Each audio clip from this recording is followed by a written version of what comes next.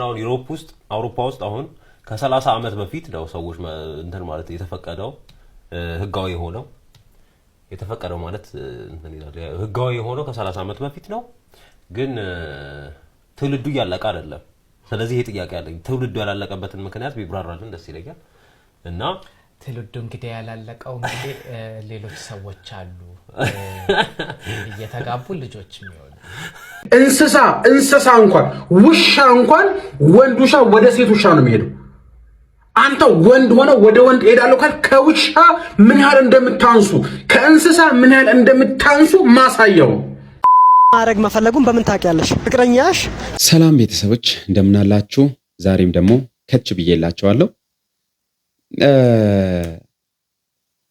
ከሰሞኑ እንግዲህ ማለት ለመናገር በጣም ነው የሚከብደው እጅግ በጣም አጸያፊና በጣም የሚያስጠላ ነገር ኢትዮጵያ ውስጥ በጣም ዘግናኝ የሆነ ነገር እየተደረገ ነው ያለው አውሬነት ማለት ነው ሰይጣናዊ ነገር ኢትዮጵያ ውስጥ እየተገለጠ ነው ማለት እስቲ ለመነሻ እንዲሆነ አንድ ቪዲዮ አይተን እንመለስ የተመሳሳይ ጾታ አፍቃሪ መሆን ህይወት ሰው ህይወቱን መኖር ማለት ነው ምንም ማለት አዲስ የሆነ ነገር አይደለም ምንም የተለየ ነገር አይደለም ምንም የተማርነው ነገር አይደለም ከውጭ ሀገር ምናምን የሚባለው የሚዘባርቁት ነገር ሁሉ እውነት አይደለም ውሸት ነው እንደገና ደግሞ እሱ እውነት እንዲሆን ማለት ነው እኛ ብቻ የተለየን ነገር አይደለንም ሌላ ሀገርም መታየት አለበት እኛ አሁን ይሄ አፍሪካ አይደለም ካልን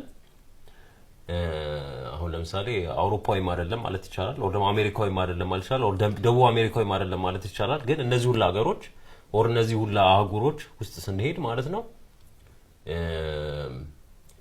ተፈቅዶ ሰዎች ውጭ ወጥተው እጅስ ያያዙ ይታያል ሲጋቡ ይታያልና እኛ ብቻ ራሳችንን አስወጥተን ማየት አንችልም ማለት ነው እኛም ሰው ስለሆነ ከዛ ራሱ ሌላ እንትን ነው አይደል ከዛ በኋላ ሙጭ ደግሞ ማለት ነው አፍሪካ ውስጥ ነው ወይንም ኢትዮጵያ ውስጥ ብቻ አይደለም ይሄ ብላክ ማለት አፍሪካዊ አይደለም ኢትዮጵያዊ አይደለም ተብሎ ሰዎች ዘመቻ የሚያደርጉት እዚሁ ዩሮፕ ውስጥ እንደዛ ይደረጋል አሜሪካን ውስጥ እንደዛ ይደረጋል ምናየው ነገር ነው በመገናኛ ብዙሃን የምናየው ነገር ነው ማለት ነው እንትናም ደግሞ እንትን ብሎ ነበር ትውልድ ይጨርሳል ብሎ ነበር አቶ ደረጀ ነጋሽ እና ትውልድ ይጨርሳል የሚለው ነገር ማውራት ፈልጋለሁ ለምን አሁን አውሮፓ ውስጥ አሁን ከ30 ዓመት በፊት ነው ሰዎች እንትን ማለት የተፈቀደው ህጋዊ ሆነው የተፈቀደው ማለት እንትን ይላል ህጋዊ ሆነው ከ30 ዓመት በፊት ነው ግን ትውልዱ ያለቀ አይደለም ስለዚህ ይሄ ጥያቄ አለኝ ትውልዱ ያላለቀበትን ምክንያት ቢብራራልን ደስ ይለኛል እና ትውልዱ እንግዲህ ያላለቀው እንግዲህ ሌሎች ሰዎች አሉ እየተጋቡ ልጆች የሚወሉ ስለዚህ እና ትውልድ ይጨርሳል የሚባለው ነገር ውሸት ነው ማለት ነው በግልጹ የምናየው ነገር ይሄንን ለማወቅ ደግሞ ብዙ ነገር ማድረግ አይጠበቅብንም ይሄ ሮኬት ሳይንስ አይደለም ማለት ምንም ትውልድ አያልቅም ኢትዮጵያ 100 ሚሊዮን ደርሰናል አሁን ስለዚህ ትውልድ ያልቃል የሚባለው ነገር በደንብ ፕሩፍ እያደረግን ያለን ይመስለኛል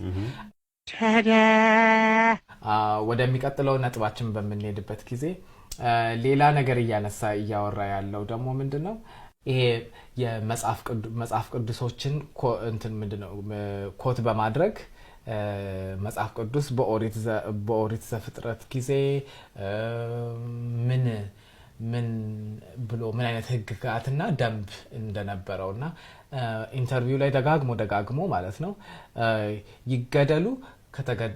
ይገደሉ ደማቸውም ደግሞ በእነሱ ላይ ነው የሚል ደጋግሞ ይላል ያ ማለት ምን ማለት ነው ይሄ እንደዚህ አይነት የሞብ ሜንታሊቲ ያላቸው ሰዎች ምን ይሰጣቸዋል ማለት ነው ልክ ምንድን ማለት ነው ምንድነው ያሻቸውን ነገር አድርገው ሰውም ገለው ሰውም ወደ ማለት አስራው የተለየ ቪዲዮን እንዳያችሁት ነው ማለት ነው ማለት በጣም ኢትዮጵያ ውስጥ አይደለም ብዬ አስባለሁ አንዳንድ ጊዜ አይታቸዋል ግብረ ሰዶሚያውያን ለምንድነው መብታችን የሚነካው እኛም እኮ መብት አለን እንደዚህ ላይ የማድረግ መብት አለን አሁን ይሄን ቪዲዮ ሲያዩ በጣም ነው የሚቆጡት አቃለው ለማጥፋትም በጣም ቅርብ ናቸው ማለት ነው ነገር ግን ለመናገር ወደኋላ ያልልም ማለት ነው። እንስሳ እንኳን ውሻ እንኳን ወንድ ውሻ ወደ ሴት ውሻ ነው የሚሄደው። አንተ ወንድ ሆነ ወደ ወንድ ሄዳለሁ ካል ከውሻ ምን ያህል እንደምታንሱ ከእንስሳ ምን ያህል እንደምታንሱ ማሳየው። ስለዚህ ልክ እኛን መግደል የክብር አክሊል ሆኖ ከታየ ይሄ ምን ማለት ነው ቤተክርስቲያን ይሄንን ድርጊት እየደገፈች ነው ማለት ነው። የሰውን መግደል የሰውን መጎሳቆል የኛን እንደዚህ አይነት ብዙ መከራ እንዲደርስብን እየደገፈች ነው። በዚህ ደግሞ ማለት ነው ታሪክ እኛም አክቹአሊ ሙሉ እንድትሰሙት ፈልጌ ሳይሆን አሁን የተነሱ ደግሞ ግብረ ሰዶማውያን ብለው ቤተክርስቲያንን ብሌም ለማድረግ ይፈልጋሉ። ቤተክርስቲያን እነሱን መቃወማቸው እነሱን ከማህበረሰቡ ማግለላቸውን ተቃውመው መብታችን እኮ ነው እኛን መግደል እንደ ጽድቅ እኛንም ሪዋርድ እንደሚያስገኝ አድርገው ያስባሉ፣ ያስተምራሉ። ይሄ ደግሞ የታሪክ ተወቃሽ ያደርጋቸዋል አይነት ነገር ቤተክርስቲያንን ብሌም ለማድረግ ይሞክራሉ። ሰሞኑን መቼም ኢትዮጵያ ውስጥ እየመጣ ያለውን ጉድ እየሰማችሁ ነው። በነገራችን ላይ ይሄ ንግግራቸው ብቻ ሳይሆን ከላይ ቲቪው ላይ አይታችሁ አይደለ ፐርፐስፉሊ ምን እንደሚለው ላቭ ኖስ ኖ ጀንደር ደግሞ ይላሉ ማለት ነው። ምን ማለት ነው? ፍቅር ጾታ አያውቅም ወይ ደግሞ ጾታ አይለይም አይነት ነገር ለማለት። የትኛው ፍቅር እንዴ? አንተ ኢትዮጵያ አይደለህ እንዴ? አቀማመጣችሁ ራሱ ምንድነው የሚመስለው? ወንድ ልጅ ናችሁ ግን አቀማመጣችሁ ራሱ ሴት አትቀመጡም በጌታ በኢየሱስ ክርስቶስ። በዛ ደግሞ አፍንጫህ ላይ ልክ እንደ አሳማ የሆነ ነገር አንጠልጥለሃል።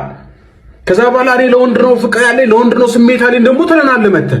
እንድናከብራችሁን ቦታ እንድንሰጣችሁን እንዳንቃወማችሁን ትፈልጋለህ ደግሞ። ይሄ ደግሞ መቼም በእኛ ሀገር የሚሆን የሚፈጸም ነገር አይደለም መቼም። ስለዚህ አታስበው። ኖርማል ሆናችሁ መኖር አትችሉም። ተመሳስላችሁ መብታችሁ ተከብሮ ኢትዮጵያ ውስጥ መኖር አትችሉም። ስለዚህ ትወጣለህ። እዚህ ደግሞ የምትኖር ከሆነ ቀጥለጥ ብለህ እንደሚገባው በስርዓት ትኖራለህ። አለበለዚያ ግን ኢትዮጵያ ውስጥ ሆነ ግብረ ሶዶማዊነትን ፕሮሞት እያደረግ እንደዚህ እየተቀመጥክ እንዲህ እየጻፍክ እንዲህ እየተናገርክ እንዲህ እያንጠለጠልክ መኖር አትችልም። በቃ አለቅ። አትችልም። ሰዋዊነት አይደለም እኮ ግብረ ሰዶማዊነት ሰዋዊነት አይደለም። እንስሳ እንኳን ውሻ እንኳን ወንድ ውሻ ወደ ሴት ውሻ ነው የሚሄደው። አንተ ወንድ ሆነ ወደ ወንድ ሄዳለሁ ካል ከውሻ ምን ያህል እንደምታንሱ ከእንስሳ ምን ያህል እንደምታንሱ ማሳየው በቃ። ስለዚህ አትችሉም። ኢትዮጵያ በዚህ ሰዓት ሁላችንም ዘር ሃይማኖት ምናምን የሚባል ነገር የለም። ሁላችንም ቆመን ልንቃወማቸው ልንዋጋቸው ያስፈልጋል። በቃ አዋርዱ ላይ አንዷ ማለት ብዙ ሰው እሷ ያደረገችው ልብስ ላይ ሳይሆን እሷ ያሳየችውን ገላዋን ሳይሆን እሷ እየተናገረችውን ቃል ነው እየተገረመ ያለው ሰው።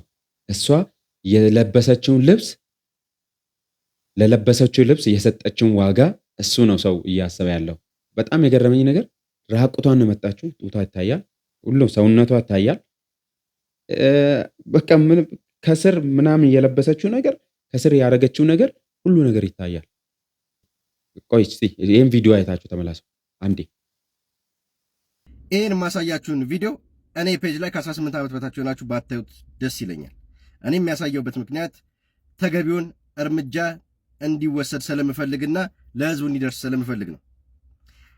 ይሄንን በምስሉ ላይ የምታዩትን ለማዳ ጭላዳ የዱር እንስሳ ወይ መልኩ ያምር ወይ ስራው ያምር ወይ ተግባሩ ያምር የህፃናት ካንሰር እንደዚህ አይነት ነገር ለጊፍት እያሉ የሚያስተላልፉትን እንግዲህ ስንት በእነሱ እድሜ ላይ ያሉ ህፃናቶች እንደሚያዩትና ወዴት እየሄድን እንደሆነም እንድታዩት ስለምፈልግ ነው። ስለዚህ መንግስት የጀመረውን በቲክቶክ ክሬቲቭ አዋርድ ላይ ያልሆነ አለባበስ የለበሱትን እንግዲህ እነ ኢቫን ይዟቸው በቁጥጥር ስር አውሏል። ስለዚህ እነዚህንም አስሮ ተገቢውን ቅጣት እንደሚያደርግን ተስፋ አደርጋለሁ። ሼር፣ ኮፒ ሊንክና ሪፖስት እያደረጋችሁ አድርሱልኝ።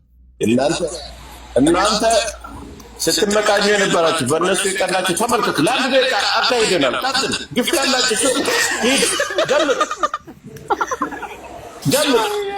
ጀምር ላስ ባይዘው ያጡ ናቸው እዛ ጋር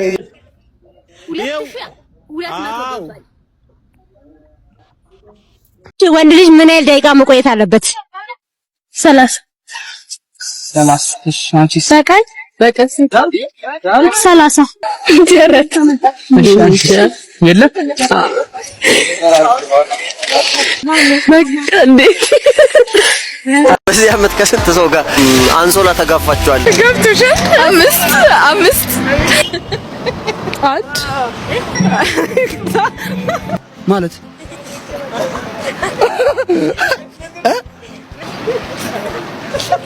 አረ መጠቂ ማረግ መፈለጉን በምን ታውቂያለሽ? ፍቅረኛሽ ማረግ መፈለጉን በምን ታውቂያለሽ?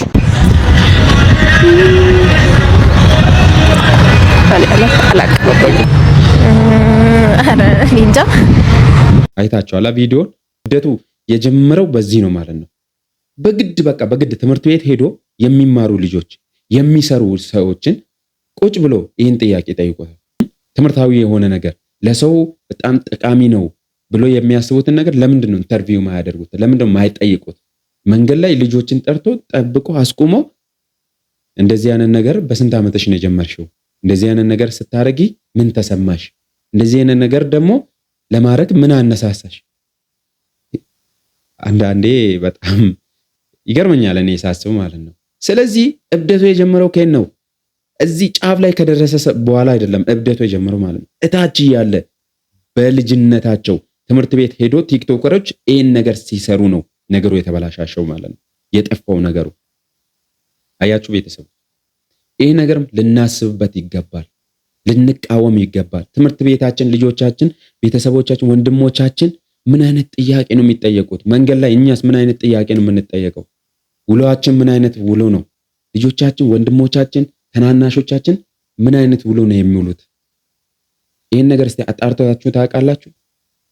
ስለዚህ እንደ ትምህርት ቤታችን፣ እንደ ሰፈራችን፣ እንደ አገራችን፣ እንደ መንደር እንደምንውለው ውለው ይህን ነገር ብንቃወም ደግሞ የተለመደው ነገር ኢትዮጵያ ውስጥ አንዱ ቲክቶክ ይነሳል፣ ስራ ይሰራል፣ ጥሩ ነገር ይሰራል፣ ሪፖርት ይደረጋል፣ ቲክቶኩ ይጠፋባታል። እነዚህ ብልግና ነገሮችን የሰይጣን ስራዎችን የሚሰሩ ሰዎች ለምንድን ነው ይህን ነገር መቃወም እየከበደን? በእኛ ላይም እየሰራ ነው መንፈሱ? ኃይል እያገኘ ነው? ብርታት እያገኘ ነው መንፈሱ? ወይስ ደግሞ ፈልገነው ነው? አይዞ በርታ ጠንክር እያልነው ነው? እስቲ እያሰብንበት እንሂድ ሰዎች።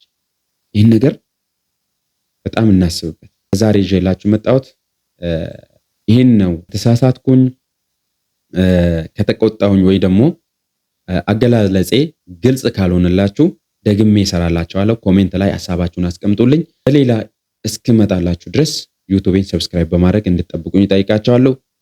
መልካም ጊዜ ይሁንላችሁ።